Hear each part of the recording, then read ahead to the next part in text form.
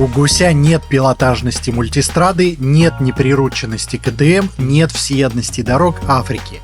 Это просто универсальный мотоцикл, который не должен ставить рекордов, не должен показывать чудес на бездорожье, у него задача быть понятным и удобным в широком смысле слова для самого усредненного мотоциклиста. Мне очень понравился худой 1300 GS, и я возлагал большие надежды на 1300 GS. Кое-что получилось, а кое-что нет, но обо всем по порядку. Я много путешествую на разных турендуро, и давайте подушим жирного гуся.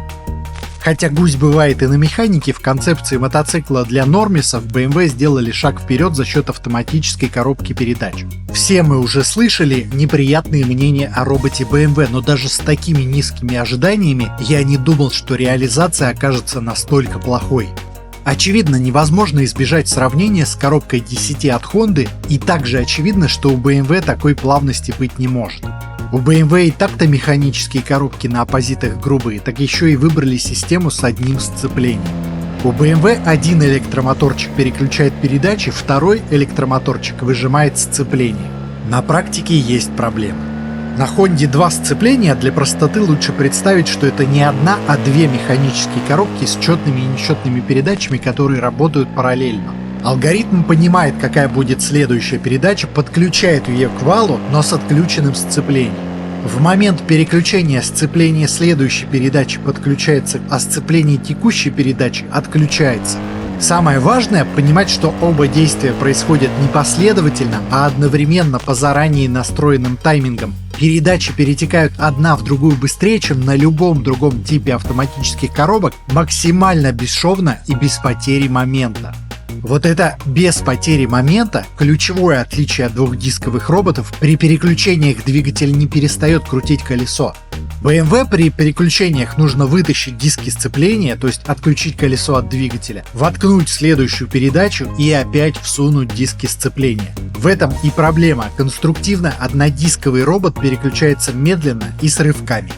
На некоторое время пропадает момент на колесе при каждом переключении, а затем внезапно появляется. Этого нельзя избежать с такой конструкцией.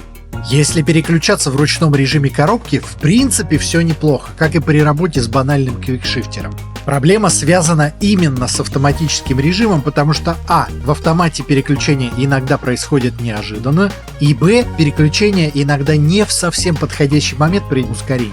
Когда сам нажимаешь кнопочку или жмешь лапку, в этот момент дергание мотоцикла, когда у него на мгновение пропадает момент, воспринимается органично, потому что это ожидаемая реакция на наше действие. Однако в автоматическом режиме при энергичной езде дергание при переключениях вызывает колоссальные нравственные страдания.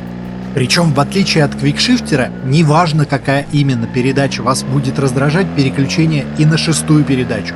Мотоцикл всегда будет выключать тягу на некоторое время. На Honda из-за отсутствия разрыва момента робот работает принципиально лучше. Единственное, где автомат BMW не раздражает, это очень спокойная ровная езда со слабым ускорением. Тогда тычки терпимы. Например, в вялотекущей городской пробке я забывал о работе коробки. Она не обращала на себя внимания, а вот на серпантинах все очень плохо и сбивает состояние потока. Вторая проблема BMW в алгоритмах. Теоретически алгоритмы разные в разных режимах, но ощутимых отличий не обнаружено. Во всяком случае, даже в Dynamic или Dynamic Pro коробка работает недостаточно спортивно и переключает иногда рановато, и самое противное, BMW тяготеет к раннему выбору высокой передачи, хотя у коробки фактически нет кикдауна. Такая ситуация, например. Едешь за кем-то в горах, коробка на 5-й или 6-й передаче даже в Dynamic, открывается окно для обгона, выкручиваешь ручку до упора и ничего не происходит, мотоцикл продолжает ехать на повышенной передаче с вялым ускорением. На Honda в спортивном режиме коробки такие ситуации отрабатываются лучше. Хотя для преселективного робота это как раз худший сценарий. Робот не может автоматически угадать со следующей передачей, ему нужно время для подбора другой передачи. Плюс система ручного выбора разных алгоритмов коробки у Honda как раз улучшает опыт езды. Есть выбор алгоритмов в моменте. Да и в целом даже нейтраль включить на BMW максимально неудобно с точки зрения интерфейса. Да, на BMW тоже можно вручную подоткнуть передачу вниз. Перед обгоном этим можно пользоваться, хотя просто на ускорении после поворота это противоестественно, потому что на механике у тебя изначально в горах ниже передача и нет в голове алгоритма, что нужно воткнуть пониженную. Более того, на Honda, Kawasaki, Yamaha и KTM можно переключать передачи кнопками на руле, а BMW единственный байк, где переключение только ногой. Почему? Понятно, потому что у BMW это гребаное мультиколесо, которое мешало бы пользоваться кнопками, как сейчас мешает пользоваться поворотниками. Не просто так абсолютно все, кроме BMW, пришли к схеме переключения рукой. Я просто процитирую Yamaha. Имея более тесную и тонкую связь с мозгом, чем ноги, руки являются одним из самых тактильных и мощных инструментов человеческого тела. С YAMT не нужно убирать левую ногу с подножки, что позволяет вам вместо этого сосредоточиться на положении тела и распределении веса через подножки, чтобы улучшить контроль над мотоциклом, особенно на поворотах. Умный человек написал, между прочим, не какой-то там блогер, а целый японец. Может показаться, что я докапываюсь, но нет, кнопки на руле правда удобнее. Еще один нюанс – старт с места. У меня было желание вернуть эмоции, которые дарил кросс-турер. Там в чем нюанс был? Танк весом около 300 килограммов мгновенно выстреливал от небольшого касания ручки газа, затем эта длинная туша стабильно разгонялась четко в выбранном направлении, плавно насаживая передачки. Я думал, что гусь даст те же эмоции, но нет. Туша под 300 килограммов в наличии, бешеный момент в наличии, а разгон смазанный из-за работы коробки. В отличие от 10, BMW какое-то время как будто выключает ручник и ищет первую передачу. Мгновенной выдачи момента нет, в итоге ощущения смазанные, увы. А сейчас главное, что нужно запомнить. Даже при том, что робот Гуся сильно хуже хондовского, при всех недостатках я бы все равно выбрал Гуся на автомате. Потому что у любого робота есть ручной режим. Это абсолютно обычный мотоцикл с квикшифтером. И я не вижу толп людей, отказывающихся пользоваться квикшифтером ради духа мотоциклизма и контролирования всего. Когда нужно травить сцепление, ровно так же можно травить задним тормозом. А если хочется расслабленно ехать или в пробках стоять, всегда под другой автомат. Признайтесь, вы же не будете на ГСА бревна перепрыгивать, правда? Весной я рассказывал, что Формула X динамично растет на фоне конкурентов. Так вот, прошло полгода, а под крышей Формулы уже более 50 компаний по мототематике, не считая магазинов с техникой для активного отдыха, товаров для рыбалки, охоты, туризма и так далее. Полсотни мотокомпаний в одном месте, даже близко такого нигде не видел. В одной точке новые мотоциклы и БУ, любая экипировка на вкус и цвет, мототехнику можно отдать на зимнее хранение или в сервис в конце концов. И самое главное, уже просто придя в Формулу X, вы поддерживаете и меня, и других мотоблогеров. Увидимся в формуле. Безусловно, и у двухдискового робота есть минус. Во-первых, двухдисковый робот дороже в производстве. Это, конечно, очень важно для одного из самых дорогих адвенчеров. Во-вторых, 10 добавляет десяток килограммов. Однодисковые роботы у Yamaha, KTM и BMW весят в районе 1,5 килограммов. Это, конечно, очень важно для самого тяжелого адвенчера на рынке. Кстати, BMW пошла любопытным путем. Раньше версия Adventure была просто с баком побольше, подвеской чуть длинноходнее и ветрозащитой получше. Все. Сейчас Adventure это во многом другой мотоцикл. Собственно, если худой 1300 GS ощутимо сбросил вес по сравнению с 1250 и стал даже визуально компактнее, то 1300 GS Adventure тяжелее предыдущего Adventure и всех остальных 30-литровых конкурентов. Более того, внешне 1300 GS и GSA сильно отличаются. GSA упивается своей жирнотой, не было задачи сделать легкий байк. Например, по ширине стоковых дуг GSA около 97 см. Это шире, чем весь KTM Super Adventure даже с защитой рук. Да, для езды по междурядью можно дуги снять, но вот эта сознательная гигантомания интересна. Есть категория людей, которые что-то компенсируют через GSA, обвешивая его гирляндами, сумками, кофрами. Adventure сразу идет с дополнительным рядом освещения. Практической ценности в этом нет, но нарядно. Вдобавок, у прошлого поколения на GSA был трейл меньше, чем у худого GS, а на 1300 GSA база длиннее и ощутимо длиннее трейл и чем у прошлого Adventure, и чем у худого 1300, из-за чего байк при езде воспринимается более ленивым, чем был. Особенно на перекладках заметна разница между худым и толстым. Короче, худой 1300 GS стал по ощущениям спортивнее и легче предка, а GSA стал более лениво-туринговым. Я не говорю, что это однозначно хуже, просто более туринговый характер, и больше нельзя выбирать из этих двух мотоциклов чисто по кошельку и желаемому объему бака, как раньше. Да и внешне они разные. На онлайн-презентации нового GSA в чате все ругали внешность и засыпали ленту эмодзи с тошнотой. Мне наоборот нравится новый стиль, пришедший из смеси электрической линейки и лего.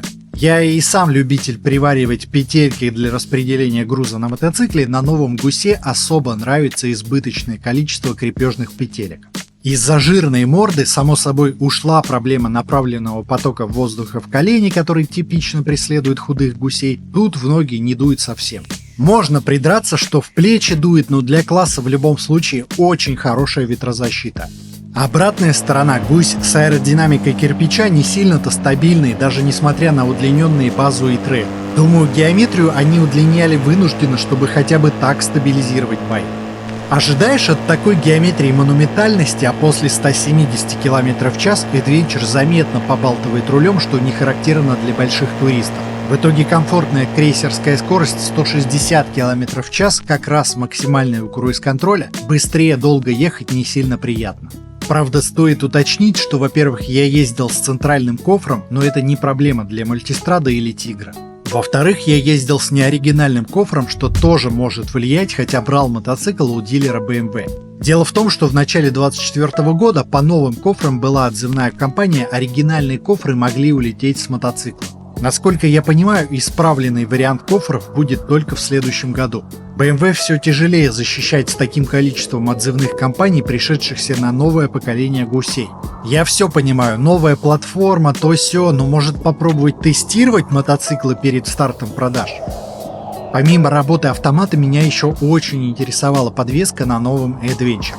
Дело в том, что на Adventure BMW зачем-то ставит более длинноходную подвеску. Я этой логики, которую копирует и Ducati, никогда не понимал. Какое-то время та же идея была у Honda, где на Африке Adventure Sports была более длинноходная подвеска, чем на худой Африке. К счастью, хотя бы до японцев дошло, что это не имеет смысла. Более тяжелая версия с большим баком вроде как для длинных путешествий с грузом, и очевидно, что полноценно эндурить на таком мотоцикле с кофрами желающих мало, у него более асфальтовое применение. В итоге на предыдущих худых гусях мне нравится подвеска с точки зрения асфальта, а на Adventure она всегда была чуть более валкой, чем хотелось бы. Вот в новом GSA об этом можно забыть. Несмотря на ходы, подвеска наконец стала более жесткой, и у меня претензий к поведению на асфальте нет. Я бы не хотел ее сделать жестче на серпантинах или типа того, все в самый раз, учитывая ленивый характер байка. С другой стороны, никакого принципиального улучшения на бездорожье по сравнению с базовой версией нет. Все так же грубо проезжает квадратные неровности, все так же избыточно обращает внимание на стыки камней даже в настройках под эндуро. Вот что меня выбешивает в Adventure – высота по седлу. Новый GSA в любом случае на 2 см ниже старого, но все еще слишком высокий для большинства, учитывая широкое седло. Даже мне с высоким ростом все равно неудобно в ряде ситуаций, хотя я привык к высоким мотоциклам. И да, в стоке у Adventure электронная подвеска, но подвох в том, что супер полезная функция автозанижения высоты при остановке доступна только в опции. Причем опция эта не сильно дорогая, 580 евро, которые оправдывают каждый вложенный цент. Плюс на версии Adventure есть дополнительная функция, чтобы мотоцикл всегда оставался заниженным на 2 см, а не только на остановках. Я бы мог сказать, что рекомендую покупать Adventure только с этой опцией, но знаете, что самое интересное? При заказе с японских аукционов вы не сможете узнать, добавил владелец эту опцию или нет. А в остальном у мотоцикла те же особенности, что и на базовом 1300 GS. Ровная низовая динамика. За счет того, что руль теперь прикручен к траверсе не напрямую и избыточных вибраций больше нет. Кардан больше не успевает ржаветь, потому что по регламенту его нужно менять каждые 80 тысяч. Короче, если интересны общие детали, посмотрите мой обзор худого 1300 GS.